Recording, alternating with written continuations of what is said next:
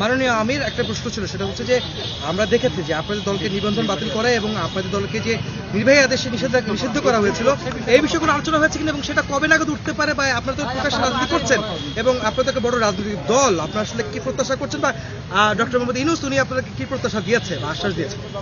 আসলে দেখেন, আমরা এখানে দলীয় দাবি দাওয়া নিয়ে আসি, আমরা এসেছি জাতীয় স্বার্থের বিষয়টা আলোচনা করতে। সেই জন্য দলীয় বিষয়গুলো তো আছে, এগুলো থাকবে। আর বড় কথা হচ্ছে যে কেউ আমাদেরকে নিষিদ্ধ করে দিলই বলে আমরা নিষিদ্ধ হয়ে গেলাম, এটা আমরা মনে করি না। কারণ শেষের দিকে সরকার এমন অনেক ভুল কাজ করেছে যেটার মাসুল হয়তো এই দেশবাসীকে দিতে হবে, সরকারকে তো দিতেই হবে, এটার বুঝাই দেশবাসীকেও টানতে হবে। সেই রকমই একটা বিষয়। আন্দোলন যখন তুঙ্গে, তখন আন্দোলনকে ডাইভার্ট করার জন্য জামাতে ইসলামীকে হঠাৎ করে নিষিদ্ধ ঘোষণা করে দেওয়া হলো।